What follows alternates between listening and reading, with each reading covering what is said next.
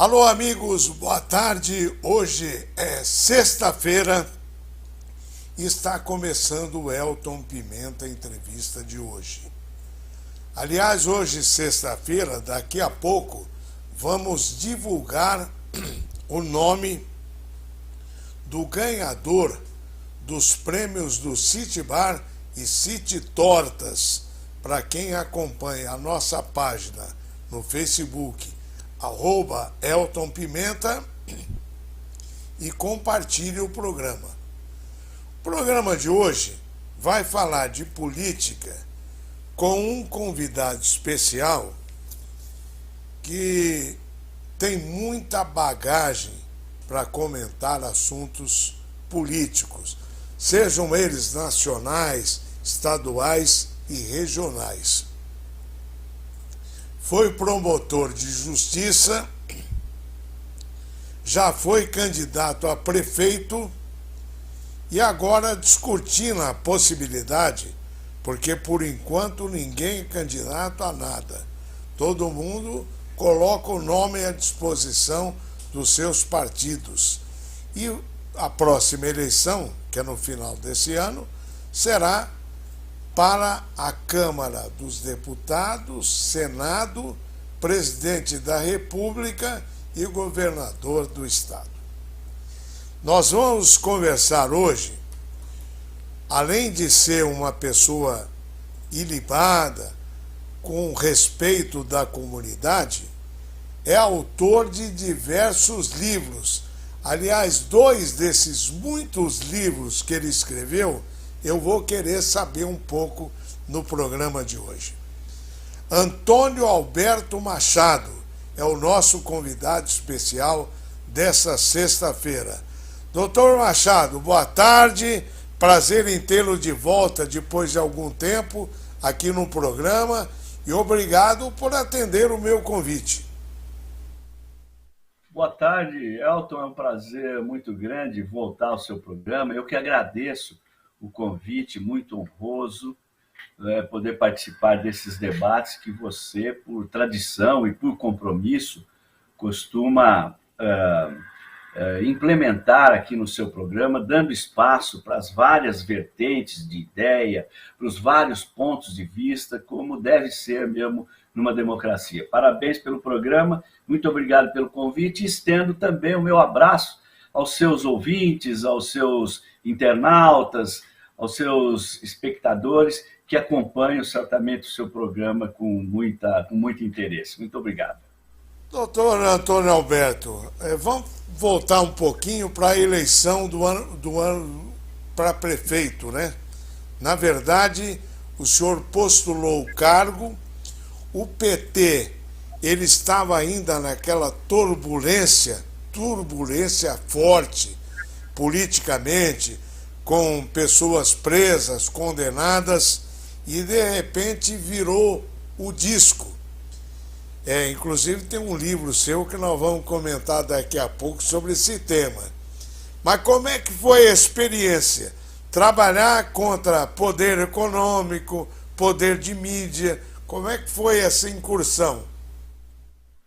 Olha, foi uma experiência difícil, mas ao mesmo tempo muito rica, porque nós, como você disse, estávamos num momento terrível para o PT, né, para o Partido dos Trabalhadores. Nós estávamos com a Dilma com impeachment, o Lula preso, delação do Palocci, nós tínhamos a pandemia, que tolhia bastante as nossas movimentações. Então foi muito difícil fazer campanha e, sobretudo, uma campanha pelo PT naquele momento em que o partido e as suas lideranças estavam sob forte pancadaria.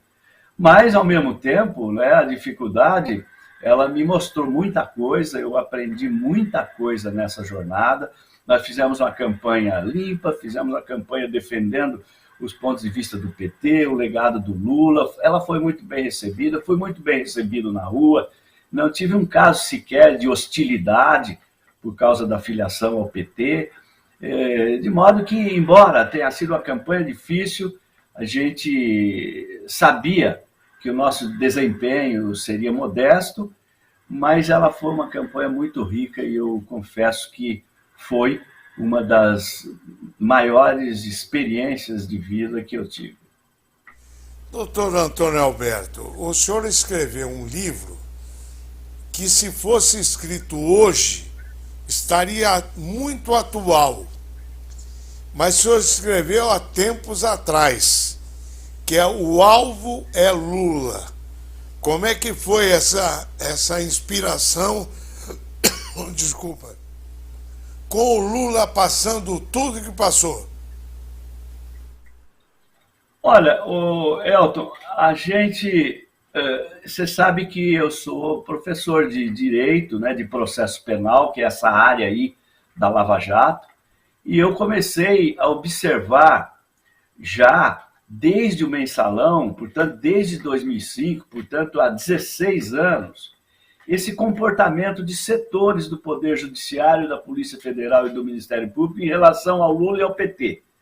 Já no Mensalão, aquele comportamento do Joaquim Barbosa, invocando aquelas teorias estrangeiras, como a teoria do domínio do fato, etc., me chamou muita atenção, né? Porque essa é uma área onde eu leciono há 33 anos na Unesp de Franca.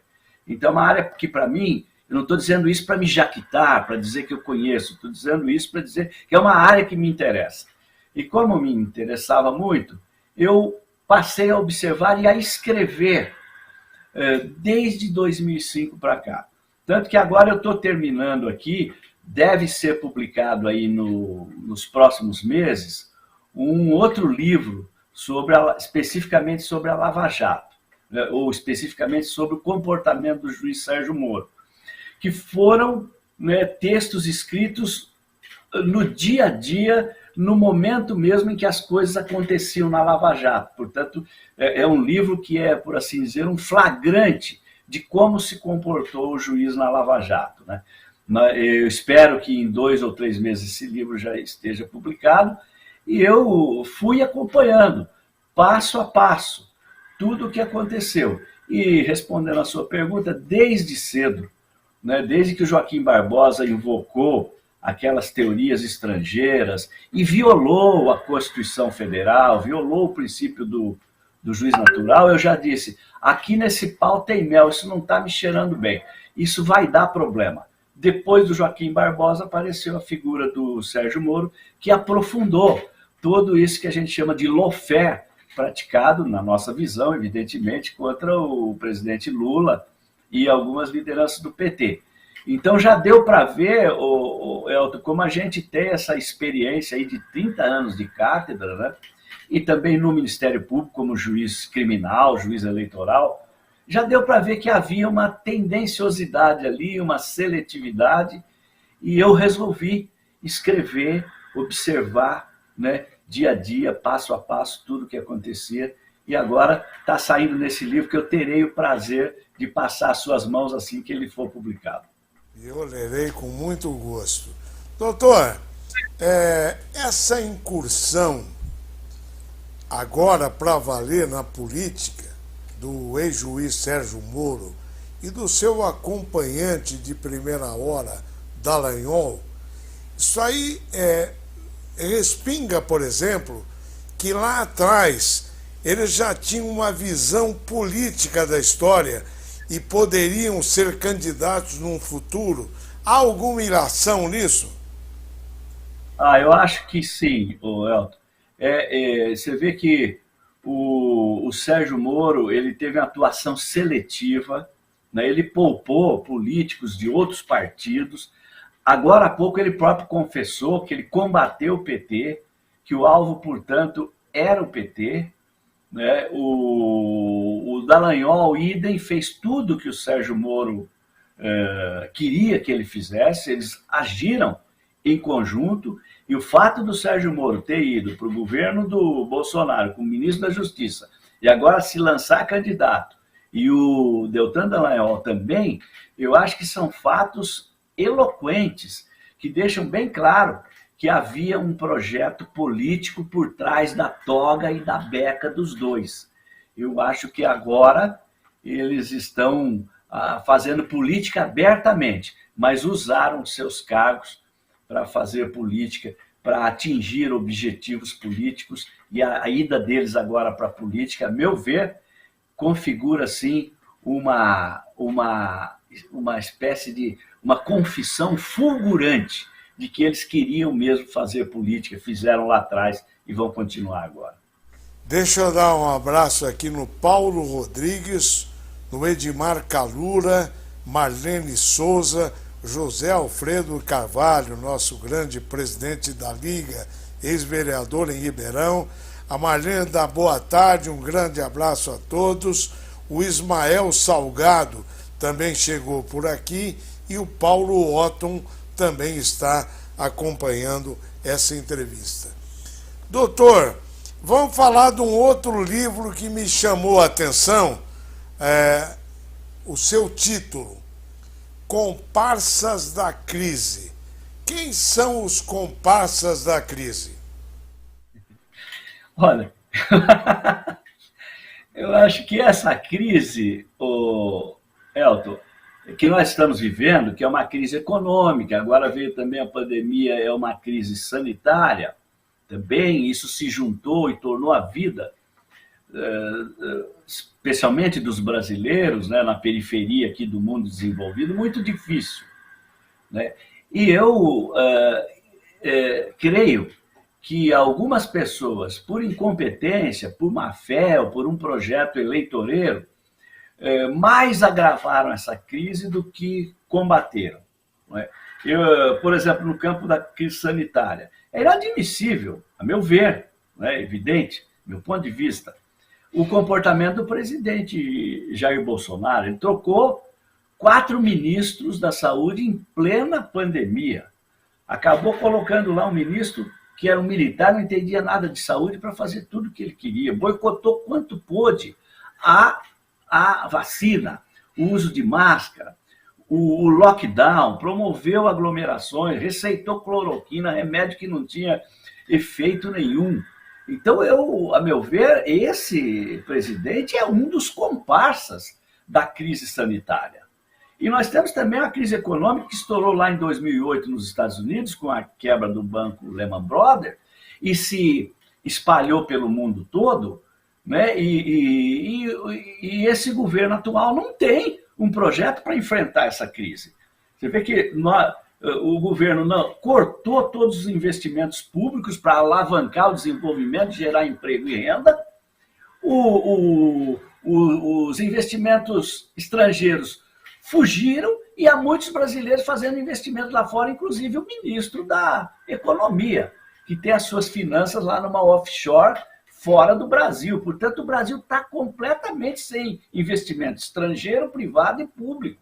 Isso é asfixia da nossa economia, né? Isso é uma política que torna os autores dela, Paulo Guedes e o presidente da República, comparsas também da crise econômica. Isso só agrava a crise econômica. Então, acho que tanto no aspecto da saúde, né, da crise sanitária, quanto no aspecto econômico, nós temos aí vários comparsas. Eu estou nomeando Paulo Guedes e o presidente porque, a meu ver, eles são, assim, os exemplos mais, digamos, visíveis e mais indiscutíveis de que trabalharam para agravar tanto a crise econômica quanto a crise sanitária. Doutor Antônio Alberto, o ex-presidente Lula está aí nas pesquisas bem conceituado. Ele disse, numa entrevista, que em março ele vai definir se será ou não candidato. Vocês têm certeza absoluta que ele será? Porque não se trabalha um outro nome, uma alternativa. É Lula ou Lula? Olha, nós temos essa certeza, sim, dentro do PT, eu percebo que há essa certeza, e eu particularmente acho que ele será o candidato, né? Não vejo aí à frente qualquer possibilidade, qualquer manobra que pudesse tirar o ex-presidente Lula dessa corrida. Ele quer, ele está preparado, o partido quer, ele está bem nas pesquisas e, do ponto de vista jurídico, ele está absolutamente livre. né? Mas, digamos, tivesse um acidente de percurso, um problema com o Lula, com a saúde dele ou qualquer coisa, nós temos um outro quadro, né, que é um homem preparadíssimo, que é o Fernando Haddad. Né? Ele é um homem que conhece o Brasil, conhece os problemas do Brasil, é um estudioso, tem projeto para o Brasil e hoje acho que é um dos melhores quadros, não só do PT, mas da política brasileira, né, preparados para realmente enfrentar esse momento de crise política, né, crise econômica, crise sanitária. Nesse aspecto, o PT não tem grandes desconfortos. Né? Nós estamos convictos de que o Lula está animado, o Lula está se preparando, inclusive fisicamente, correndo, fazendo esteira, está namorando, está pronto para a luta, né?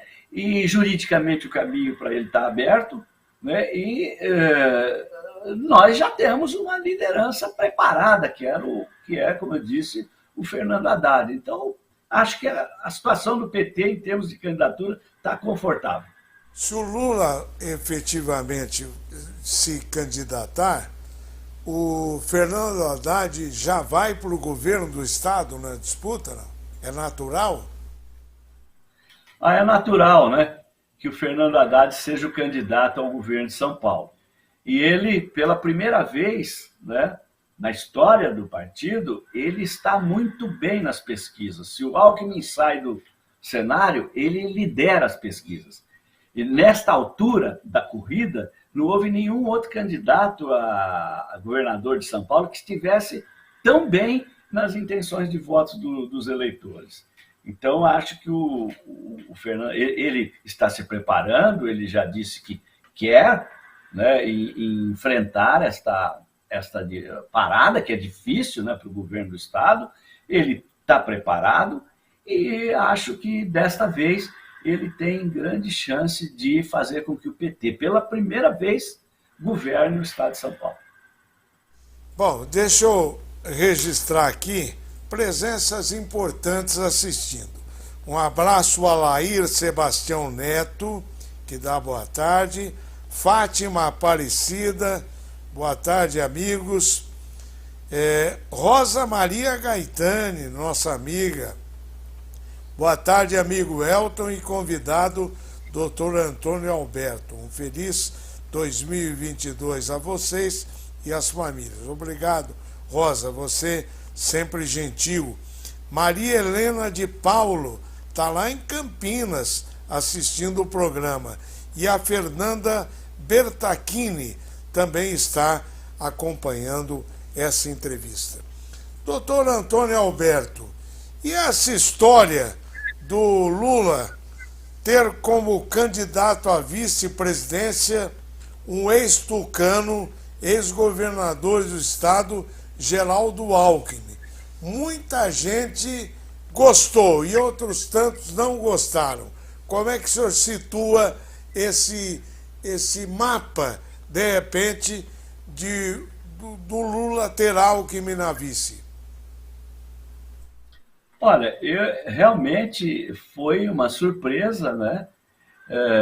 Como você disse, Elton, chega a ser até uma coisa polêmica, há opiniões de um lado, opiniões de outro, etc.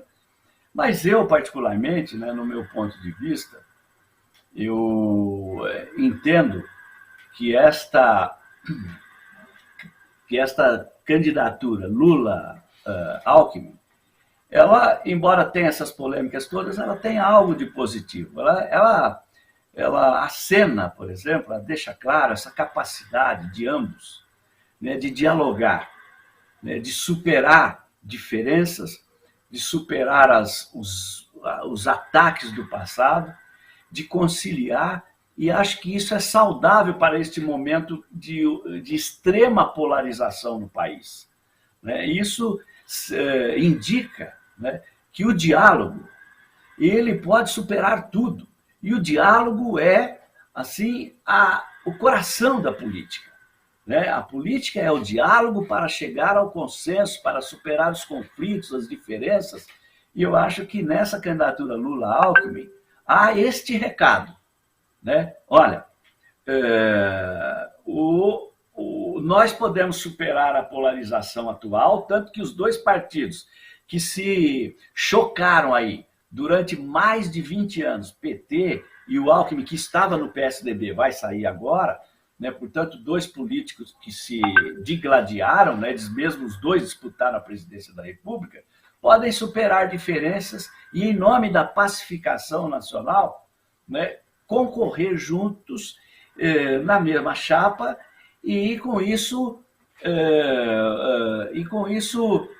propiciar, a meu ver, uma maior governabilidade para o próximo presidente, porque nós temos muitas dificuldades, tem essa polarização, eu acho o bolsonarismo ameaçando ainda, e o próximo presidente tem muitos desafios, e para assegurar a sua governabilidade, nada melhor do que duas candidaturas de espectros ideológicos diferentes se juntem para, em nome do Brasil, né, do bem-estar dos brasileiros, devolver de novo a normalidade política e a paz. Eu tenho esperança que esse é um caminho, Elton, que pode recuperar tudo isso. Doutor Antônio Alberto, se fala muito numa terceira via. E semana passada eu li uma notícia, no começo dessa, que o ex-juiz Sérgio Moro teria afirmado que se ele não alcançar um patamar de 15% nas próximas pesquisas, ele abdicaria a sua candidatura à presidência e acenaria como uma possível candidatura ao Senado. O senhor acha que em um mês, ele que está aí com 6%, 7% nas pesquisas, possa alcançar e, de repente, polarizar com o Bolsonaro uma possível disputa com Lula ou não? Eu acho que não, Elton. Eu acho que não. Por várias razões. Primeiro, que aquele momento de moralismo muito exacerbado, de combate à corrupção, que colocou o Moro como um herói nacional, um paladino da moralidade, aquele momento passou. Nós todos continuamos querendo combater a corrupção, ninguém é a favor dela, nós todos queremos que as instituições todas, não apenas uma operação como a Lava Jato, funcionem combatendo as instituições, mas aquele moralismo exacerbado que provocou toda aquela turbulência na República, ele passou. Segundo, o Moro ele não tem apoio político. Ele foi um homem que hostilizou o campo da política e os políticos o tempo todo, criminalizou o campo da política. Ele não tem apoio político. Terceiro, pessoalmente ele é um candidato muito fraco.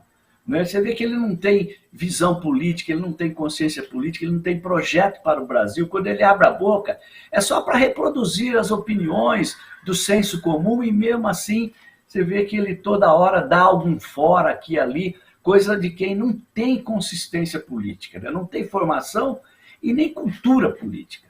Terceiro, o Moro, esse discurso dele da moralidade, do combate à corrupção, ele caiu por terra, porque ele chegou no governo Bolsonaro e chegou perdoando todo mundo que tinha feito Caixa 2, como, por exemplo, o Onyx Lorenzoni, mostrando que o compromisso dele não é com o combate à corrupção, com a ética na política. O compromisso dele é com o combate ao PT. E, por último, o Sérgio Moro violou muitas normas constitucionais e muitas normas de direitos humanos fundamentais, e ele será julgado agora em maio pelo Comitê Interamericano de Direitos Humanos da ONU. Evidente que a gente não dá para prever o resultado, mas tudo indica que ele será considerado pelo Comitê Interamericano como um violador de direitos humanos. Deve vir aí em maio uma decisão muito amarga para o Sérgio Moro. Pior do que aquela do Supremo, que o considerou incompetente e suspeito. E incompetente e suspeito é uma coisa, agora violador de direitos humanos fundamentais é outra. Eu acho que o Sérgio Moro tem um caminho muito difícil por aí, acho que ele não polariza com o Bolsonaro, eu acho que ele não se firma como a terceira via e acho que isso que você disse, né, essa possibilidade de ele sair para concorrer a algum outro cargo, como senador ou mesmo deputado, etc., eu acho que vai ser o desfecho mais provável. Quer dizer, então, numa análise momentânea, se não acontecer nada ao contrário, nós vamos ter uma eleição polarizada entre Bolsonaro e Lula. O senhor acha que, do jeito que está caminhando, há uma possibilidade, vocês vislumbram dentro do PT, uma possibilidade de uma eleição de um turno só? Eu acho que há, Elton. Você vê que essa vinda do Alckmin como vice, ela fortalece muito eleitoralmente o Lula no país que é o maior colégio eleitoral, no estado que é o maior colégio eleitoral do país. Né? O Alckmin, ele, embora tenha tido um desempenho ruim na última eleição para presidente da República, ele tem um enraizamento muito grande no estado de São Paulo e que vai para outros estados também. Ele é conhecido no Brasil inteiro. Então, acho que a chance de ganhar no primeiro turno, ela existe. Né? Não digo assim que seja provável e que está para acontecer. Ela existe. E se continuar o derretimento do Bolsonaro, né, nas intenções de voto, porque isso tem sido um derretimento contínuo, né, e se isso continuar até a eleição, eu tenho a impressão que a eleição de um turno só, ela é possível. E isto eu acho que seria bom, inclusive para a pacificação do país, para garantir a governabilidade do Lula e do Alckmin depois e para combater essa polarização. Ou seja, uma vitória assim, como se diz, indiscutível no primeiro turno, com toda a legitimidade para fazer o país voltar aos trilhos, crescer de novo, recuperar direitos sociais que foram perdidos e devolver a esperança ao povo brasileiro. Bom, quero aproveitar a oportunidade, quem está assistindo, que eu estou mantendo contatos para trazer ao programa uma entrevista exclusiva com o ex-governador Alckmin, a quem eu entrevistei ao longo dos 20 anos lá em Campinas, muitas vezes como governador do estado de São Paulo. A Fátima Aparecida está em Hortolândia assistindo, Nancy Tostes, Vitor André Silva, mandando boa tarde, Antônio Manzato, Evandro Santos. O pessoal está aqui acompanhando a entrevista do doutor Antônio Alberto Machado. Entrevistei um dia desses o secretário de comunicação do PT aqui em Ribeirão e na região, o José Alfredo Carvalho, que foi vereador, foi presidente da Liga Ribeirão Pretana de Futebol e juntos fizemos pela TV Tati em 95, antiga Tati, a cobertura pela primeira vez na história de um campeonato amador ao vivo pela televisão. Foi um marco histórico. E o Zé Alfredo é aquela figura que agrega. E ele me confidenciou, doutor Antônio Alberto, que o PT está trabalhando com um nome para a candidatura à Câmara dos Deputados. E esse nome seria o seu. O senhor participou da última eleição majoritária em Ribeirão. O senhor está disposto a encarar uma nova campanha e agora visando Brasília, até porque se o Lula ganhar, ele vai ter que ter uma base forte no Congresso. Como é que o senhor está preparado? Olha, Elton, o Zé Alfredo, ele é um quadro histórico do PT, como você disse, exerceu cargos aí eletivos, de direção no PT. Ele tem uma habilidade política muito grande e ele tem prestigiado isso que o PT de Ribeirão Preto, juntamente com o presidente, doutor Jorge Roque, tem chamado de projeto local, né, de lançar as candidaturas locais, né? Que você veja que o PT no estado de São Paulo ele tem 9 deputados e todos eles são da capital. Quer dizer, o PT não tem deputado federal no interior, né? E isso faz tempo, os 2 últimos foram o Palocci e o Newton Lima. Faz tempo que isso não acontece. E você veja que a capital ela tem 8 milhões de eleitores, o interior tem 23 milhões. Então o eleitor petista do interior de São Paulo, ele não está representado lá no parlamento, no Congresso Nacional, pelos deputados que são representantes do PT, são nossos representantes, mas tem a sua base política, a sua atuação na capital. Então o PT de Ribeirão, né, o presidente, juntamente com o Zé Alfredo e outros companheiros, entende que é importante prestigiar o projeto local e lançar a candidatura regional, por assim dizer, uma candidatura da terra, uma candidatura caipira, né, para poder representar o eleitor interiorano, né, também no campo da esquerda. E, claro, como eu fui candidato a prefeito na última, o meu nome foi naturalmente cogitado. Eu acho um desafio muito interessante, eu tenho bastante intenção de fazer política e de ajudar o PT, né, especialmente nesta eleição, que será uma eleição histórica, né, em que nós do PT queremos eleger o Lula, queremos dar posse ao Lula, garantir a governabilidade ao Lula e mudar muita coisa, superar muitos retrocessos que acabaram acontecendo ultimamente, e é importante a ampliação da nossa bancada lá no Congresso, lá na Câmara dos Deputados. E é importante que haja um deputado petista representante do interior. Né?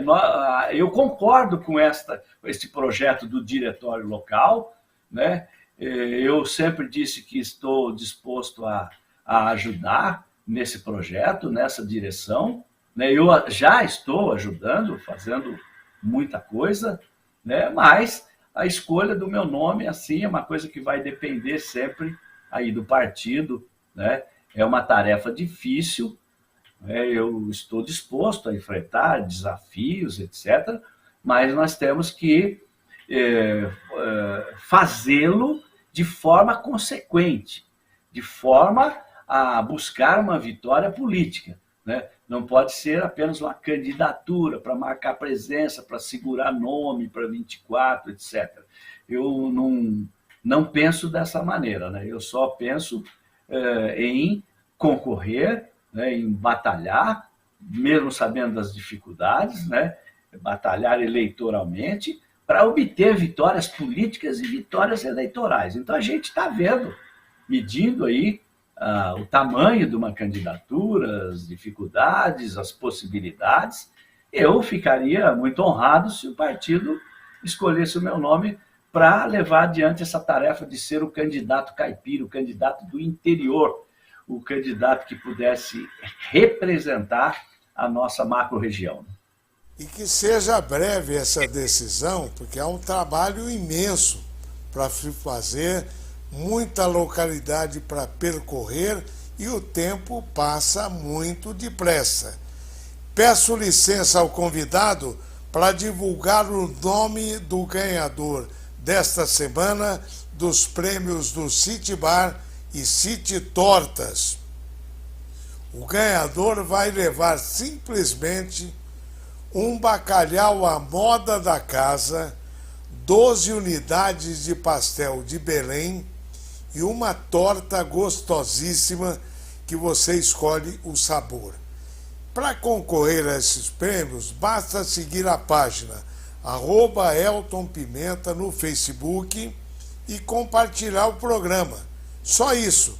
Por exemplo, quem faz isso sempre e vai levar esse prêmio é o Rui Lopes. Rui Lopes de Campinas, nosso seguidor, você foi contemplado. 15 dias para entrar em contato com o J. Santos Antônio, lá no City Bar ou no City Tortas, e combinar o dia que você vai buscar o seu prêmio. Parabéns! E você que não ganhou, continue acompanhando. Quem sabe na próxima sexta-feira você será premiado. Um boa tarde à dona Maria Antônia, que entrou aqui para cumprimentar a gente. Hernani Pedretti também está por aqui acompanhando o programa. Doutor Antônio Alberto Machado, nosso entrevistado de hoje.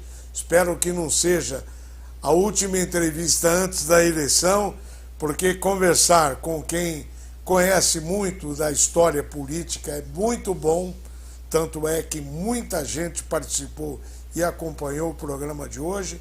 Vamos aguardar então, doutor, essa efetivação do seu nome. De qualquer maneira, boa sorte e que você faça, se for candidato, uma grande campanha. Muito obrigado, Elton, pela oportunidade de vir ao seu programa. É sempre um prazer revê-lo, falar aos seus espectadores e internautas. E sempre que convidado, estarei à disposição, porque para mim é uma honra e uma satisfação. Muito obrigado. Obrigado, doutor Antônio Alberto Machado, o nosso entrevistado de hoje. Segunda-feira estou de volta à 13h, com uma nova entrevista. A você, ótimo fim de semana, continue se cuidando, que a coisa não está fácil não, essa gripe está derrubando, a Covid voltando com a Omicron, países já estão pensando até em lockdown de novo, então calma, continue na luta e viva a vida.